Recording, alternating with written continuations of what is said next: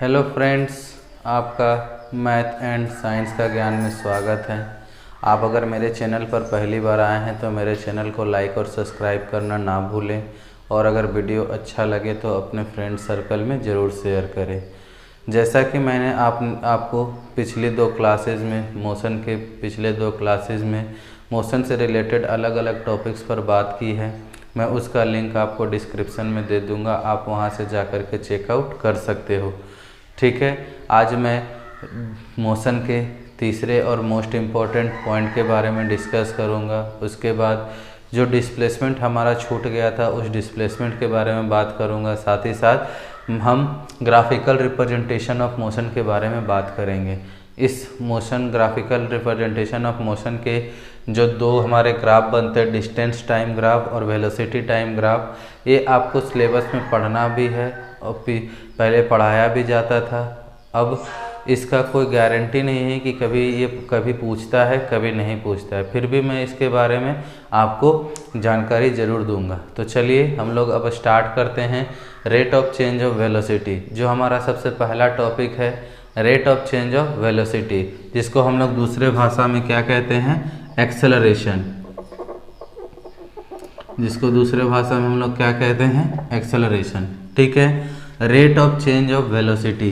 Rate of change of velocity जानने से पहले हम लोग इस बारे में जानेंगे कि वेलोसिटी होता क्या है। मीन्स हम लोग अगर बात करेंगे, ठीक है, कि अगर हम लोग बात कर रहे हैं कि स्पीड एंड वेलोसिटी, अगर इन दोनों का बात करते हैं तो बहुत किसी को लगता है कि ये दोनों सेम चीज़ है।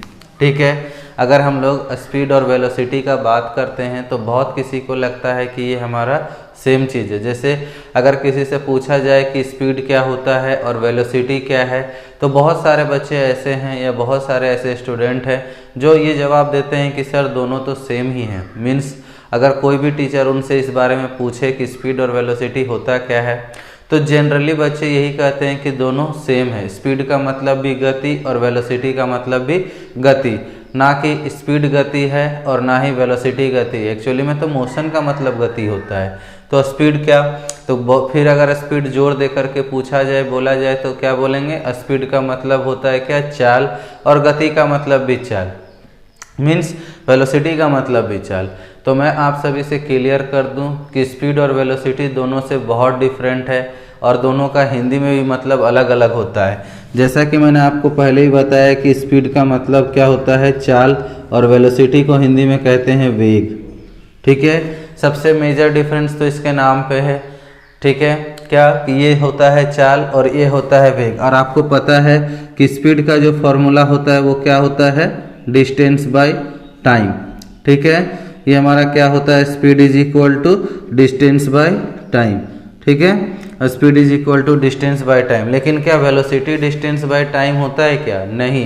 क्यों, क्योंकि स्पीड एक स्केलर क्वांटिटी है, उसका कोई डायरेक्शन नहीं होता है। ठीक है, आपने स्केलर वेक्टर के बारे में अगर जाना होगा, पढ़ा होगा, तो आप जानोगे कि स्केलर और वेक्टर क्या होता है। स्केलर का मतलब एक ऐसा क्वांटिटी जो सिर्फ कांस्टेंट वैल्यू दिखाता है, वेक्टर मतलब एक ऐसा क्वांटिटी जो कांस्टेंट वैल्यू के साथ साथ डायरेक्शन दिखाता है। अगर मैं एग्जांपल के तौर पे बताऊं तो स्केलर, ठीक है, जिसमें सिर्फ और सिर्फ डायरेक्शन हो, मतलब जिसमें सिर्फ और सिर्फ क्या होगा, कांस्टेंट वैल्यू। जैसे टेम्परेचर का कोई डायरेक्शन नहीं होता है। ठीक है, जैसे कि आपका टाइम, उसका कोई डायरेक्शन नहीं होता है। ठीक, उसके बाद फिर क्या कहते हैं, आपका बहुत सारा ऐसा चीज़ है जिसका डायरेक्शन नहीं होता है। ठीक, बट वेक्टर अगर कहने का बात करें तो इसमें आपका क्या होगा कि इसमें आपका कांस्टेंट विथ डायरेक्शन, मतलब कि कांस्टेंट विथ डायरेक्शन। अगर यहाँ पर कांस्टेंट क्या है, वैल्यूज है हमारा। ठीक, यहाँ पर constant value with direction. Direction कहने का मतलब, जैसे मान लीजिए कि हम लोग क्या कहेंगे कि अगर मान लीजिए हम लोग को किसी जगह पर जाना है, ठीक, उस जगह पर जाने के लिए हम लोग क्या कहेंगे कि हमारा जो स्पीड है वो 50 किलोमीटर है इन द नॉर्थ डायरेक्शन। तो जब हम लोग डायरेक्शन इंक्लूड कर देते हैं, जब हम लोग स्पीड के साथ डायरेक्शन इंक्लूड कर देते हैं तो वो हमारा वेक्टर क्वांटिटी बनता है। और जनरली अगर सिर्फ कांस्टेंट वैल्यू है, जैसे कि टाइम, टेम्परेचर, वेट, इन सब का कोई डायरेक्शन नहीं होता है, तो उसको हम लोग स्केलर क्वांटिटी कहते हैं। तो स्पीड जो होता है वो मेरा क्या है, एक स्केलर क्वांटिटी है, जबकि वेक्टर मेरा क्या है, एक वेक्टर वेलोसिटी क्या है मेरा, एक वेक्टर क्वांटिटी। क्यों? क्योंकि अगर हम लोग वेलोसिटी का डेफिनेशन लिखेंगे तो डेफिनेशन क्या होता है वेक्टर का, कि क्या है, change in speed with a specific time in a direction. Means Hindi में मैं इसे बताऊं तो क्या है कि चेंज इन स्पीड, जो स्पीड में बदलाव होगा, जो चाल में बदलाव होगा समय के साथ, किसके अनुसार, डायरेक्शन के अनुसार। ठीक है, मतलब आपका स्पीड चेंज होगा, इसमें क्या चेंज होगा, स्पीड चेंज होगा, मगर क्या होगा, with time at any direction. Means इसमें हमारा कोई ना कोई एक डायरेक्शन आना चाहिए। डायरेक्शन के अनुसार अगर हमारा ये हो रहा है वेलोसिटी, मीन्स यही सबसे बड़ा डिफरेंस होता है स्पीड और वेलोसिटी में, कि जो वेलोसिटी है वो डायरेक्शन के साथ इंक्लूड होता है। तो उसी पे हमारा टॉपिक है rate of change of velocity. Means जब वेलोसिटी चेंज होता है एक रेट के अनुसार, रेट का मतलब आपको पता है दर, मतलब कि जो दर होता है वेलोसिटी के चेंज होने का जो रेट है, वो रेट एक्चुअली में कहलाता क्या है, तो rate of change of velocity को हम लोग क्या कहते हैं, एक्सेलरेशन। कि समय के साथ जब वेलोसिटी में चेंज होगा, ठीक है, समय के साथ जब वेलोसिटी में चेंज होता है तो उस टाइम हम लोग उसको क्या बोलते हैं, एक्सेलरेशन। ठीक है, means when velocity change with respect to time is called acceleration। तो हम लोग क्या लिख सकते हैं कि जब वेलोसिटी चेंज होता है समय के साथ, वो हमारा क्या कहलाता है, एक्सेलरेशन कहलाता है। अगर मैं इसे आपको किसके तरीके से, मीन्स स्टेटमेंट के तरीके से समझाऊं तो क्या हमने लिखा था, अभी जस्ट आप लिखने के लिए वीडियो को पॉज कर लीजिएगा। हमने क्या लिखा था कि when the velocity is change with respect to time is known as या इज कॉल्ड इज एक्सेलरेशन। कि जब वेलोसिटी समय के साथ चेंज होता है, जिसको हम लोग rate of change of velocity कहते हैं, जब वो हमारा समय के साथ चेंज होता है तो हम लोग उसको क्या कहते हैं, एक्सेलरेशन। ठीक है, देयरफॉर हम लोग क्या लिख सकते हैं कि let v is the final velocity and u is initial velocity and t is time taken. अगर हम लोग क्या कहें कि let v is the final velocity and u is the initial velocity and t is time taken, therefore acceleration is equal to, और rate of change of velocity is equal to क्या हो जाएगा, v minus U by T. ठीक है, हमारा क्या हो जाएगा, v minus U by T. हमारा ये क्या होता है, rate of change of velocity और एक्सेलरेशन का फॉर्मूला। ठीक है, क्या है, a is equal to V minus U by T, जहां पर v हमारा क्या है, फाइनल वेलोसिटी, u क्या है, इनिशियल वेलोसिटी, और t क्या है मेरा, टाइम टेकन। तो एक्सेलरेशन क्या है, एक्सेलरेशन इज, अगर हम लोग दूसरे भाषा में एक्सेलरेशन को डिफाइन करेंगे तो क्या करेंगे कि acceleration is the ratio of change in velocity with respect to time. कि एक्सेलरेशन क्या है, रेशियो है चेंज इन वेलोसिटी, ठीक है, विथ रिस्पेक्ट टू टाइम। तो हमारा यहाँ से अगर हम लोग SI यूनिट निकालेंगे एक्सेलरेशन का तो क्या निकलेगा, SI यूनिट ऑफ A, इसका क्या होता है हमारा, मीटर पर सेकेंड। ठीक है, मीटर पर सेकेंड माइनस मीटर पर सेकेंड, मतलब हमारा जो ऊपर है वो क्या है, हमारा वेलोसिटी, और वेलोसिटी भी हमारा मीटर पर सेकेंड में ही डिफाइन होता है। तो मीटर पर सेकेंड बाय टाइम का सेकेंड, तो हम लोग इसको लिख सकते हैं मीटर पर सेकेंड स्क्वायर। तो SI यूनिट जो होता है वो हमारा क्या होता है, मीटर पर सेकेंड स्क्वायर, मतलब एक्सेलरेशन जो है वो मीटर पर सेकेंड स्क्वायर से डिफाइन होता है। तो इसी को हम लोग कहते हैं rate of change of velocity. तो अगर आपको वीडियो अच्छी लग रही हो तो लाइक और सब्सक्राइब करना ना भूलें। तो इसी से हम लोग क्या सीखते हैं, एक्सेलरेशन सीखें कि किस तरीके से हमारा rate of change of velocity जो है वो एक्सेलरेशन कहलाता है, वेलोसिटी क्या है, और किस तरीके से हम लोग SI यूनिट ऑफ एक्सेलरेशन निकालते हैं। अब हम लोग आगे बढ़ते हैं डिस्प्लेसमेंट की ओर। अगर आपको वीडियो में कुछ लिखना हो तो आप वीडियो को पॉज कर लें, ठीक है, मैं इसे रब कर रहा हूँ। अब हम लोग आगे बढ़ते हैं किसकी ओर, डिस्प्लेसमेंट की ओर। फिलहाल तो ये आपका प्रीवियस टॉपिक ही है, मुझसे वो छूट गया था, तो मैंने सोचा क्यों ना आज मैं आपको उसको क्लियर ही कर दूं।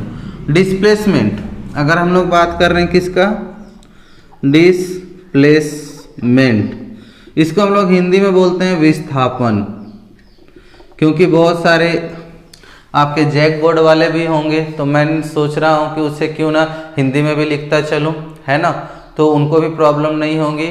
तो क्या है हमारा डिस्प्लेसमेंट, जिसको हम लोग क्या कहते हैं, विस्थापन।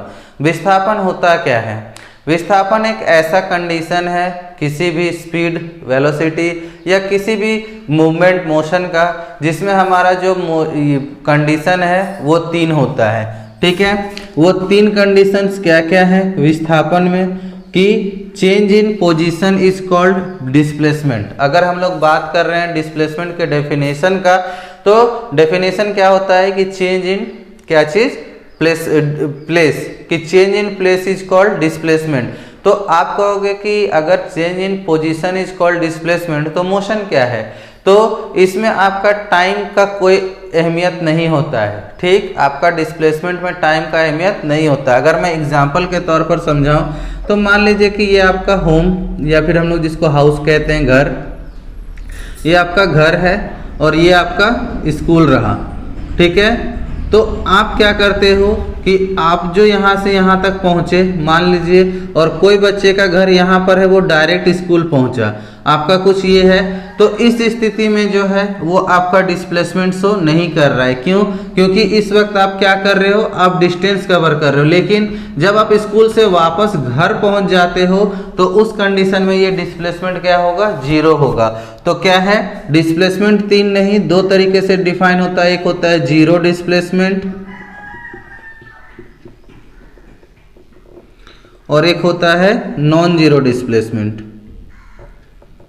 नॉन जीरो डिस्प्लेसमेंट मतलब कि एक जिसमें डिस्प्लेसमेंट आपका 0 होगा और एक होता है जिसमें डिस्प्लेसमेंट आपका 0 नहीं होगा। मान लीजिए कि यही कंडीशन है कि दोनों स्थिति में आप जो है वो घर चले गए। चलिए हम लोग एक और एग्जांपल लेके इसको समझते हैं। मान लीजिए कि एक रेक्टेंगल क्या है, गार्डन है, कोई बच्चा उसके दीवार पर चढ़ता है, वो यहाँ से यहाँ तक ट्रेवल किया। मान लीजिए ये ए है, ये बी है, ये सी है, ये डी है। वो कहाँ तक ट्रेवल किया, ए प्लस बी सी। मान लीजिए कि वो 20 मीटर ट्रेवल करता है। ठीक, कोई और बच्चा क्या करता है कि यहीं से शुरू करता है और पूरा घूमते हुए वो ट्रेवल करता है, means A plus B, B C, C D और ए डी। ठीक है, तो उसका डिस्टेंस मान लीजिए 40 मीटर है। तो क्या हम कह सकते हैं कि उसका डिस्टेंस 40 मीटर है, बट डिस्प्लेसमेंट कितना है उसका, डिस्प्लेसमेंट उसका 0 है। क्यों? क्योंकि 0 डिस्प्लेसमेंट क्या होता है कि जब कोई ऑब्जेक्ट अपने इनिशियल पोजीशन पर पहुंच जाए तो वो आपका 0 डिस्प्लेसमेंट कहलाता है, और कोई ऑब्जेक्ट अगर अपना इनिशियल पोजीशन पर ना पहुंचे तो वो आपका नॉन जीरो डिस्प्लेसमेंट कहलाता है। अगर इसको हिंदी में बोला जाए तो क्या है कि कोई भी ऑब्जेक्ट अपने शुरुआती पॉइंट पर पहुंच जाएगा, शुरुआती बिंदु पर पहुंच जाएगा पूरा घूमते हुए, तो वो आपका 0 डिस्प्लेसमेंट, 0 विस्थापन कहलाता है। और अगर कोई वस्तु अपना डिस्प्लेसमेंट 0 ना दिखाए, मीन्स वो वापस अपने शुरुआती बिंदु पर ना पहुंचे, तो उसको हम लोग नॉन जीरो डिस्प्लेसमेंट कहते हैं। तो ये है आपका डिस्प्लेसमेंट, जहां पर आपका डिस्प्लेसमेंट 2 तरीके का होता है, एक नॉन जीरो और जीरो। जीरो में बस इतना याद रखिएगा कि जो भी ऑब्जेक्ट है वो आपका इनिशियल पोजीशन पे पहुंचेगा, और नॉन जीरो में आपका वो इनिशियल पॉइंट पर नहीं पहुंचेगा। ठीक है, अब हम लोग आगे अपने तीसरे पॉइंट जो है कि ग्राफिकल रिप्रेजेंटेशन ऑफ मोशन की ओर बढ़ते हैं। आप इसे लिखने के लिए वीडियो को पॉज कर लीजिएगा। अब हम लोग ग्राफिकल रिप्रेजेंटेशन की ओर बढ़ते हैं। हमने अभी तक जितने भी टॉपिक्स देखे, जितने भी चीज़ों के बारे में पढ़ा, उनमें सबसे इम्पॉर्टेंट है आपका डिस्टेंस, टाइम, वेलोसिटी और टाइम। ठीक है, एक्सेलरेशन भी है, मगर ये 2 तरीका है ग्राफिकल रिप्रेजेंटेशन ऑफ मोशन में, जहाँ पर हम लोग 2 चीज़ों को ग्राफ से दिखाते हैं। एक है आपका डिस्टेंस टाइम और एक है वेलोसिटी टाइम। ठीक है, इसका यूज हम लोग क्यों करते हैं, क्योंकि इसमें हम लोगों को 3 मोशन फॉर्मूला मिलता है। ठीक है, जिसको हम लोग क्या कहते हैं, मोशन फॉर्मूला, जिसको हिंदी में कहते हैं गति का नियम ही कह लीजिए, क्योंकि लॉ ऑफ मोशन है तो इसको गति का फॉर्मूला कह लीजिए, कि आपका गति का फॉर्मूला है ये, ठीक है। वो फॉर्मूला क्या क्या है? पहला फॉर्मूला है v बराबर u प्लस ए टी, जहां पर आपका v हमने आपको बताया फाइनल वेलोसिटी होगा, ठीक है। आपका u जो है इनिशियल होगा, इनिशियल वेलोसिटी, ठीक। ये जो है एक्सेलरेशन को दिखाता है और t यहाँ पर टाइम को दिखाएगा। उसी तरीके से दूसरा फॉर्मूला है हमारे पास s बराबर U T plus half A T square. यहाँ पर t आपका टाइम है, s यहाँ पर आपको क्या दिखाता है? डिस्टेंस दिखाता है। s यहाँ पर क्या है? हमारा डिस्टेंस, दूरी को। और तीसरा फॉर्मूला है v square is equal to U square plus 2as। तो या फिर इसको बहुत जगह पर v square minus U square is equal to 2as भी लिखते हैं, जहाँ पर a आपका एक्सेलरेशन, s आपका डिस्प्लेसमेंट मीन्स डिस्टेंस, और v और u तो आपका इनिशियल और फाइनल वेलोसिटी होता है। तो ये तीन फॉर्मूलाज हैं जिनको हम लोग निकालने के लिए ये करते हैं। फिलहाल तो आपका कभी कभी ये आपको 100% ही नेग्लिजिबल कर दिया जाता है ये चीज़ को, कि इसको हटा करके पढ़ाया जाता है, कभी कभी इसको इंक्लूड करके पढ़ाया जाता है। तो आज के लिए इतना ही। अगर वीडियो अच्छा लगा हो तो वीडियो को लाइक सब्सक्राइब करना ना भूलें और शेयर जरूर करें। हाँ, रही बात इसके बारे में, तो इसके बारे में मैं आपको नेक्स्ट क्लास में जानकारी दूंगा। अगर आपको वीडियो अच्छा लग रहा हो तो मैं अपने प्रीवियस दोनों क्लासेस की डिस्क्रिप्शन बॉक्स में लिंक दे दूंगा, आप वहां से चेकआउट कर सकते हो। धन्यवाद।